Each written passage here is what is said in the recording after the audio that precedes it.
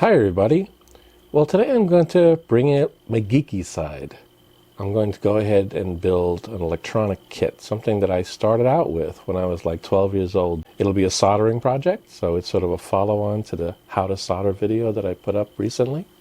Anyway, I hope you get something out of it, and if you do, or you just find it enjoyable in any way, please do me a favor and subscribe to my channel.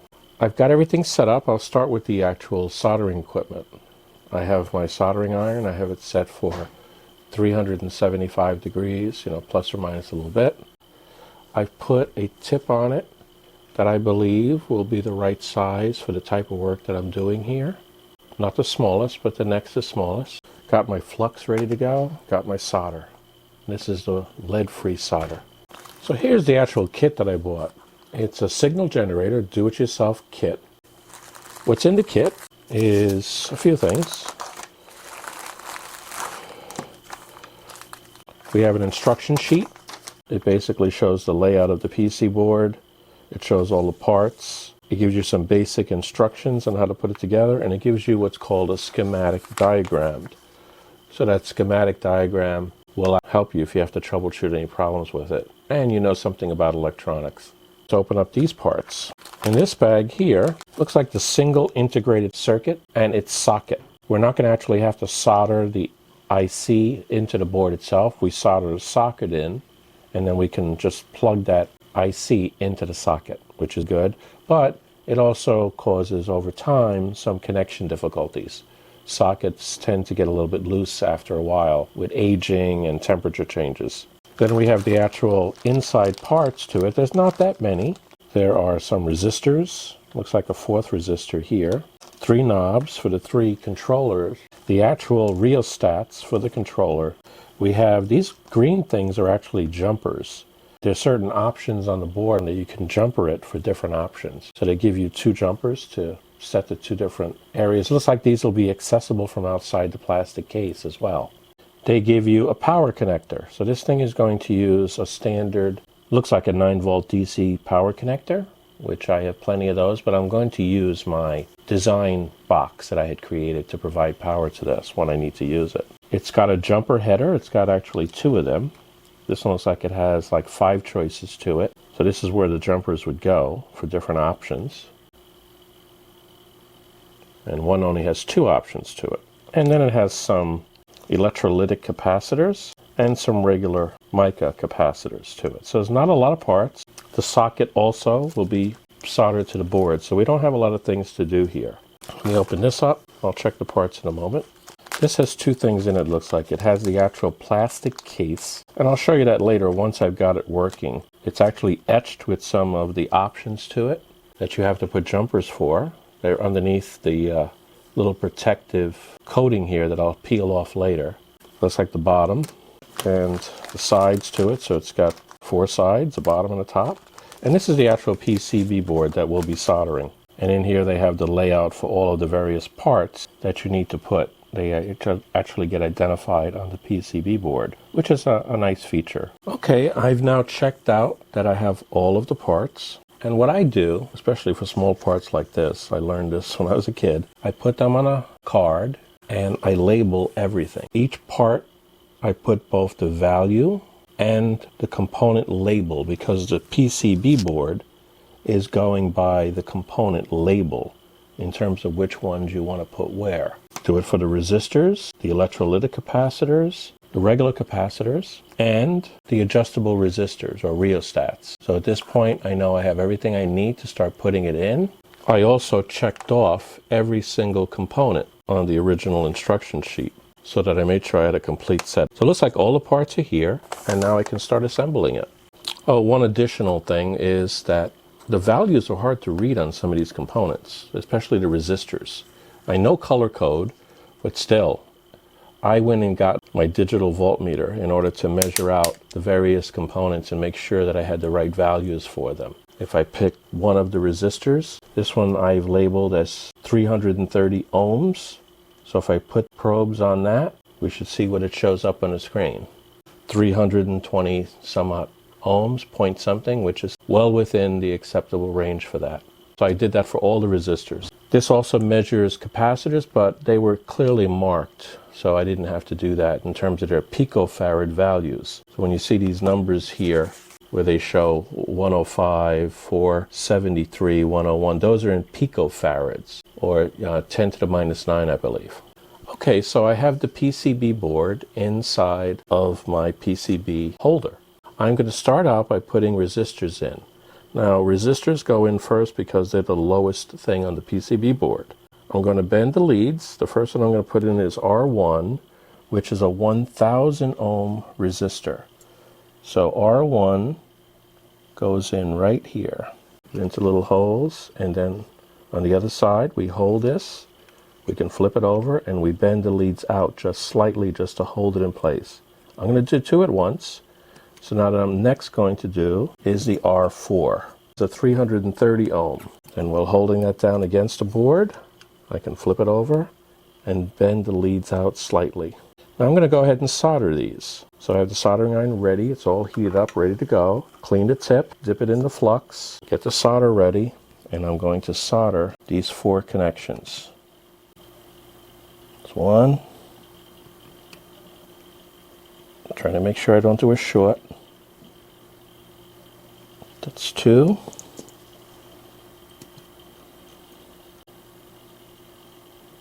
That's 3. That's 4. Oh, that one didn't take right. Hold it there. And it's in. Now with those soldered down, I'll take my magnifying glass. I will take a quick look at that and make sure that I have them soldered properly. And they actually look pretty good. You see the semi-shine to them? That indicates that we don't have a cold solder joint. Actually, this one here, I'm going to give it another little touch. It looks like it could use just a little bit more soldering. Sometimes these holes suck up solder, so you got to be ready for that. Resistors are not that sensitive, so they could take a lot. But still, you don't want to burn them up or really damage the PCB board more than anything else. You can actually see on the other side the solder coming through, so you can get a pretty good idea whether or not it has soldered properly. Now that we have those soldered, I will cut off the leads. Get my little special diagonal cutters here, and I cut these all the way down to the bottom. Those 2 got cut at the same time, and those 2 got cut. Now sometimes you should still look at them again, even after you've cut them, to make sure you have a good connection. And it looks like I do. The first thing you suspect if you have a problem is that you have a joint that you've mis-soldered. The next resistors, there's 3 of the same ones. R3, R5, and R6 are all 5.1K. So I'll take them all out together.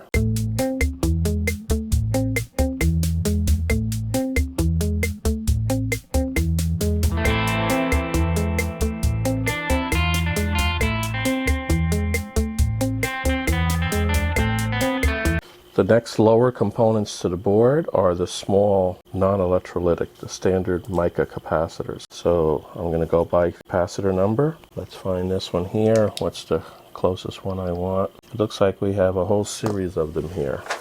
We have C5, 6, 7, and 8 all in a row.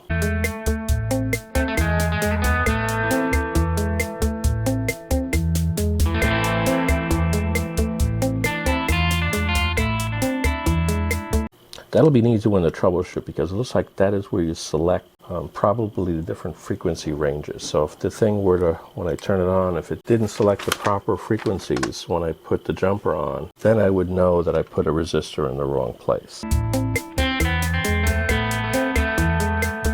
Okay, got those. Now I do the next capacitors, the electrolytics. There are 3 of those. They're a little bit taller. I have 2 10 microfarads and 100 microfarad. The shaded area is the negative. It's highlighted as negative. So you see that here on this electrolytic capacitor. There's 1 long lead and 1 short lead. It's the short one that has a grayed out spot that has a minus sign on it. So what they're doing here is this one has the long lead, which is the positive, going to the, let that stand away a little bit. Electrolytics, you need to be away from the board a little bit, like that, so that when you solder it, the heat doesn't get into it as much. So now let me pull the wires away again.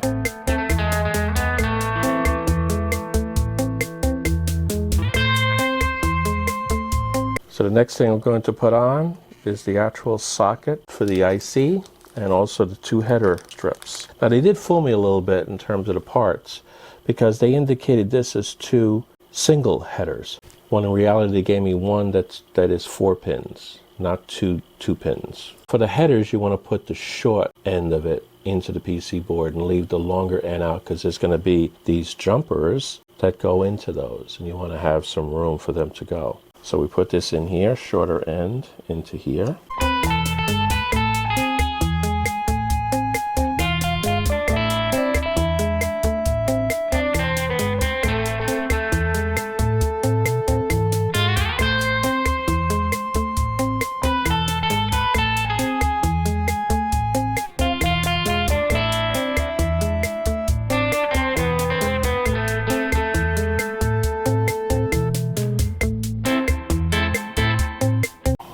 That's what happens when you put too much solder. There was a short now. Stuff is just not melting. That lead-free solder is a real pain in the butt. So what I may have to do is try to cut it in the middle of just to break it. Break the connection between the two. And once I do that, I can cut off any extra solder. And then maybe the flux should do now. Let's see. Now I'm going to have to add more solder to that one. That one, and we got that one.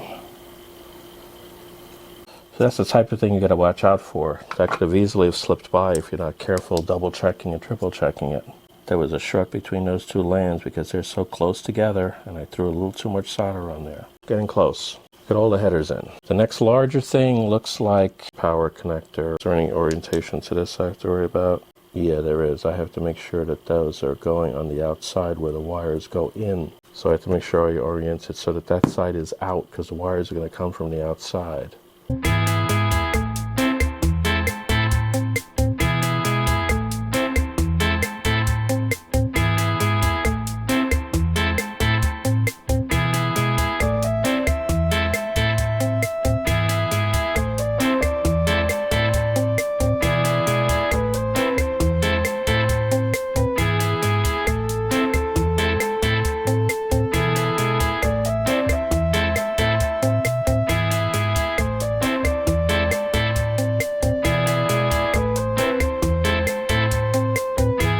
Okay, I've removed it. Now it's ready for a final inspection. As I look down all the lands, and I'll use my little magnifying glass to do this, and I check everything that's in here. I see if there's any that look like they might be a question. That's where the shininess helps. And quite honestly, I don't see any problems with it. So what I'll do now is I'll put the integrated circuit on. Take the integrated, same thing before. There's one end that has a little notch on it. So I have to make sure that that notch lines up with the notch on the socket now. And the notch on the socket is all the way at the top here. So it has to go in this orientation because that's where the notch is. So if I take it out, I got a nice anti-static here. The notch is there. I still want to hold it by the edges if I can. Make sure the pins are straight and they look pretty good. I'll just plug it right into there. Got to make sure. Sometimes they're tweaked out like this one, so you got to sort of push it one way, and you got to push it in the other way until you get the pins to go in. And make sure that before you snap it down, that they're all inside the places they're supposed to go. So go slowly in snapping it down. And then we'll put it under the light. Make sure I got the 2 notches lined up, and that all the pins are lined up. Usually the orientation is what gets somebody on this. So with that, I'll consider it done for now. The next step is to build a case. Okay, so what I did is I wanted to get a little bit of standoff or cushioning between the bottom plastic piece that's going to go on here and the actual printed circuit board. And the reason I did that is the plastic case that this will go in will actually sit right up against the board, and I want it to stand off just a little bit. It doesn't press too much on the actual lands. Now I did go ahead and also trim whatever lands I could right down to the board, and I don't want to squish those little solder joints. So now let me put the plastic case together. There's a bottom piece, and then this one actually has etching on it that matches the different settings you can do for the signal generated from this device. So this has to go on the top. And then we have 4 sides, and the longer sides are exactly the same, but the shorter sides have different cutouts depending on what type of connections you have to make to it. Now to take these off, you actually have to use a pretty sharp knife to get right underneath the edges here. Okay, now I have all that paper removed from the plastic, as you can see. Nice and clear, and this was definitely etched. Okay, that took a while, but I was able to actually finally get it. I put the sides on. Didn't tighten the screws down too much. Really don't want to overstress it. There's no nuts for the taller screws, so it looks like they just go down in place. I'll get it all pushed down in place. And the trick here is to get it all snapped together properly before the screws will start. So now that I got that, I put a longer one in. I'll put opposite ends, screws right into the bottom plastic piece. As long as it's snapped in place, it seems to stay once I get a screw or two in there.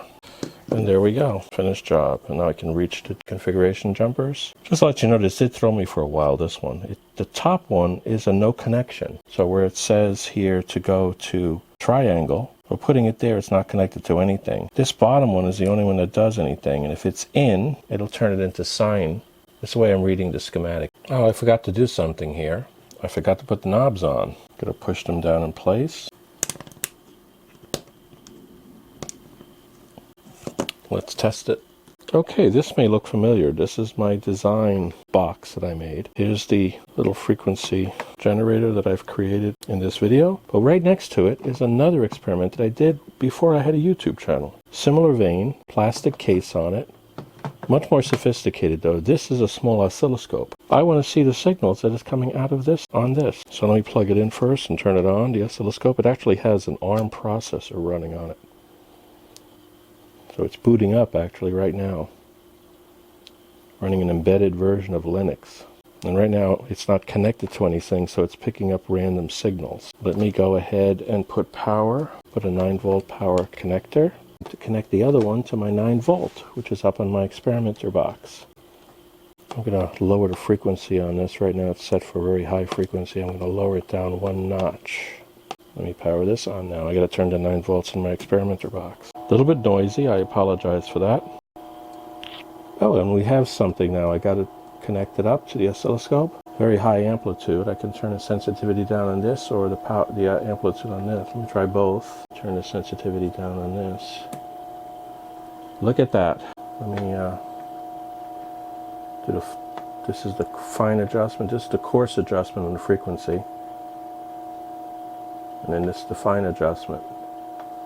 And this is the amplitude of the signal. Right now it's on triangle, so that's a triangle signal coming out of it. Let's see if I switch it to sine. I have to throw this little jumper down here. Connection below.